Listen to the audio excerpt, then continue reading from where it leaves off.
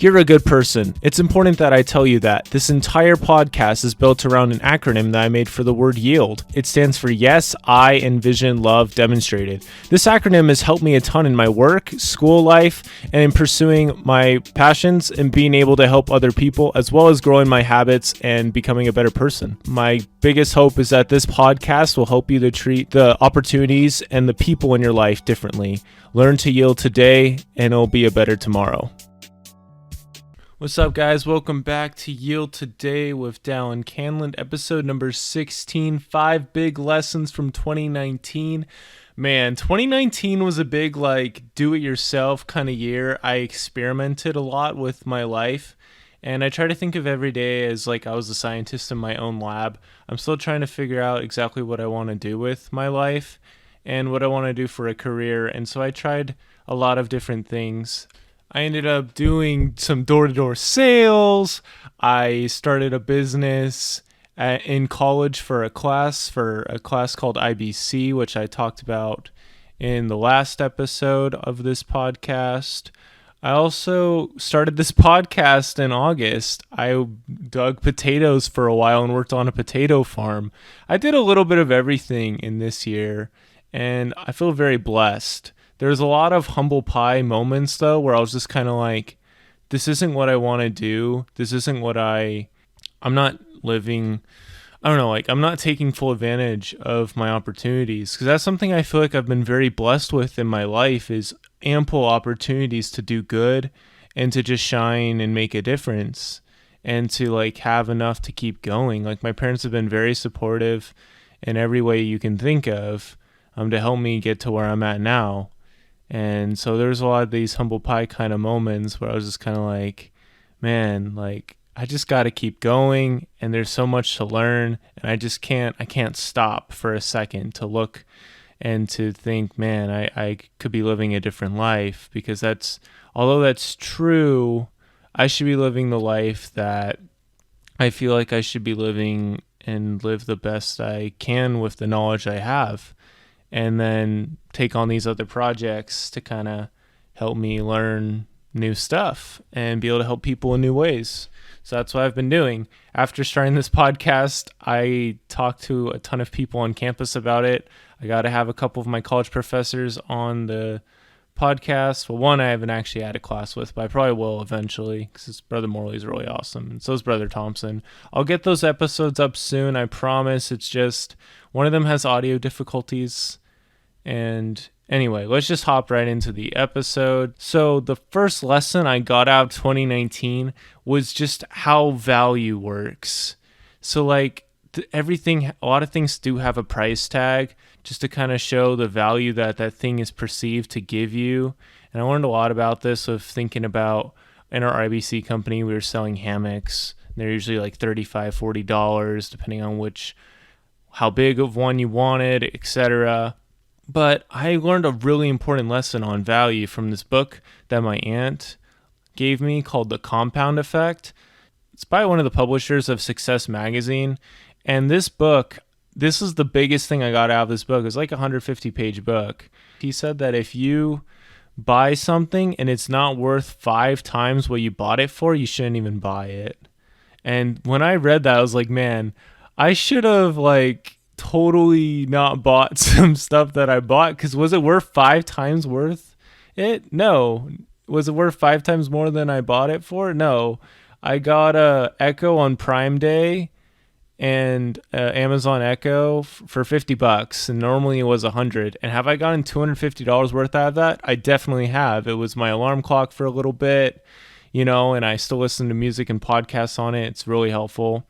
I also bought a 2DS, and I already had a 3DS, and I just wanted better processing power and I guess to feel cool having 2 systems. And I paid $130 for that. Was it worth $650? No way, but this lesson's pretty valuable, and it's kept me from making some impulse purchases since then. Number 2, you live and you die by your morning schedule. So in the spring 2019 semester, I had a very strict schedule doing IBC every morning, Monday through Friday, and my Saturdays were super chill. Sundays, go to church and stuff. And my sleeping schedule was pretty good. Get up at 8 a.m. every day, go to school and everything. And then in fall 2019, I had more of like an A-day, B-day schedule. It was different. Each day it flip-flopped. One day I didn't have to go to bed as late. I also had tons of roommates who played Smash Bros. And so we played a lot of Smash Bros. And there'd be times like we were really good at doing our scripture reading though, which was super good. But sometimes like we'd do Smash Bros. And I should have been doing homework or I'd like take a break to play Smash Bros. With my roommate Tim, who I've talked about on the podcast. He's awesome. Anyway, all my roommates were awesome. Trent, Aaron, Sam, Jacob, they're all really great. And they each taught me different things. But my sleep schedule in the fall, man, it was so bad. And when I worked at the temple for a little bit, that was helpful. But honestly, I mostly was just tired at the temple, like working in the laundry room, which was great. But dude, like I feel like I could have accomplished so much more last semester if my schedule had been a little bit more consistent. Maybe even I even had a job, because I would have been pushed. In fall 2018, I had a job, 12 credits. I was running the YouTube workshop. I was doing like all this different stuff, but I was so hard pressed for time. I was productive and consistent like the entire time. So it's just been a little bit of an interesting dynamic. And being back at home with no job and trying to figure out some things, I've been really trying to improve my sleeping schedule, even though like, oh man, I'm learning from it, and you guys are gonna get the full details. But yeah, it's happening. It's coming along. I'm learning different things. I started doing these 5-minute morning walks. Those have been really helpful, I feel like, to help me get more sleep and to help me be more tired. Although today doesn't fall into that category. Today I put off recording this episode, and I'm like, I'm not going to bed until I record this. Because whenever I do record, I just feel better. I really do. I feel like this is something I need to do, and I'm helping out people. And even though I have to put money out, it's worth it. It's worth it. I'm really thankful for it, and we're going to see how far we can push this. And of course, I love to hear your guys' input. I want to get you guys on the podcast as well in the future. Third big lesson, and this one's a big one, is you cannot hold on to everything. You need to be willing to embrace minimalism at some points, you know. I love the idea of the challenge where you get rid of one thing every day for a month. Like, I've never tried that, but I might try that. Because what happened was at the very end of the semester, I had all this different stuff, and I had to pack it all up, and I'd only sent one box home, and I still had all of this different stuff, like so many knickknacks, so even some podcasting equipment that I never set up, like an arm that I still haven't set up. But like, I had all this stuff, and it was just taking up so much space. So I gave away a lot of my like super cool button-down shirts. They weren't that cool, but I thought they were pretty cool, you know. So I gave away a lot of those to my apartment complex's charity thingamabob. And yeah, so like that made my suitcase less heavy, but it was still it was such a nightmare. And I was just like, why did I put myself through this? And so that's something that and the same thing happened when I left from my aunt's house to come home. I left so much stuff at her house just so I could get stuff to go on the plane home. It was just a big nightmare, and that's something I never want to go through again for the rest of my life. So I'm really trying to figure that out. So I was one of those humble pie lessons. Like, you cannot hold on to every single thing. And I had so much time to get that all figured out beforehand, but I just didn't make it a priority. And so it made itself a priority in my life, and it made everything really stressful, even though it was just crazy. Such a good lesson to learn. I'm glad I learned that lesson. The fourth one was just that your thoughts are so important for building up your day or making it work, and also the sleep, of course. But I found many times where I'd be like, all right, well, I'm going to do this, do some dishes or something for the roommates, and I just feel better. Or I just work on my book for like 20 minutes. I just feel way better.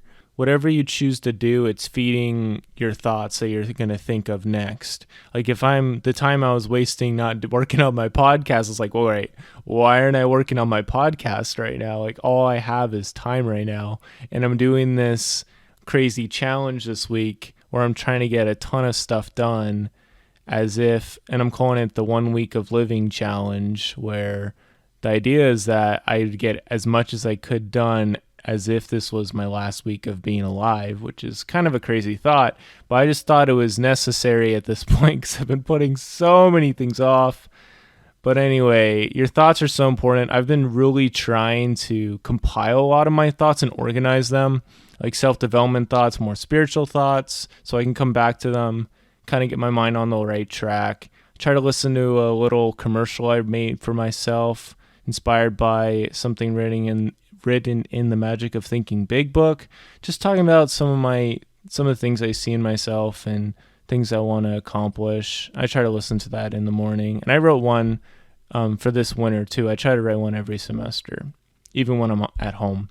The fifth thing, and this is the most humbling one, I think, is just that people do not forget what you did for them.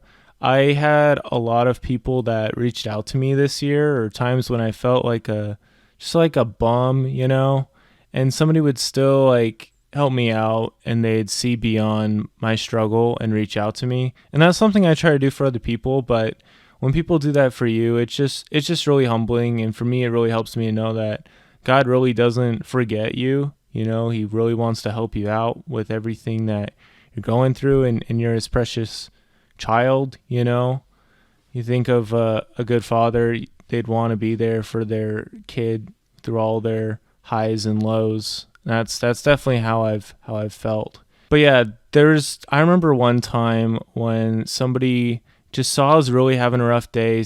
I'll call him out, Harrison. He was just a bro.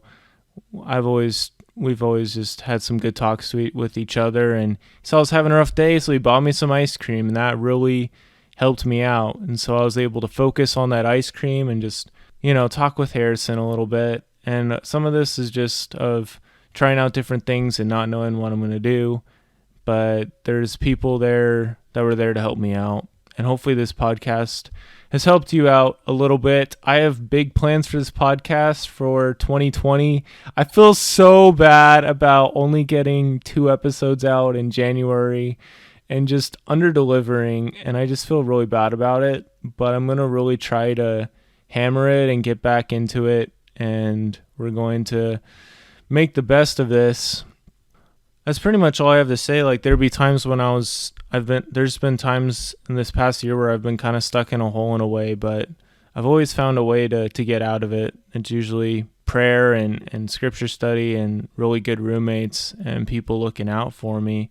So, and I know if you'll remember those, all those lessons really helped me. So I really hope they'll help you a little bit. Just remember the value of things. And my mom always has said that people are more important than things. She's very right about that. Make sure you respect the mornings because they're important. You can't hold on to everything. So, choose things wisely and be careful with how you spend your time and whatnot, and your space especially, because it's easy for that to get super, super filled up. Control your thoughts and remember that people don't forget what you do for them. The quote that people won't remember what you said or what you did, but they will remember how you made them feel. And I've definitely seen that in my life over and over and over again. I love the thought by Aesop that no kindness, no matter how small, is ever wasted. I honestly look back at times when I've been able to help out people, and there's been some times since I got back home, and I just look back on those and I smile inside. I got to talk to this guy, and I could tell that he, was really touched that I got to talk to him. So it was pretty cool. Good stuff. Feel free to hit me up on Instagram or Facebook or on YouTube. I'm always up for talking with people and bouncing off some scriptures or just some thoughts or being a soundboard. But yeah, I hope you guys have a wonderful rest of your day, and thank you so much for staying tuned to the show. And there's going to be some great stuff coming soon, so please stay tuned.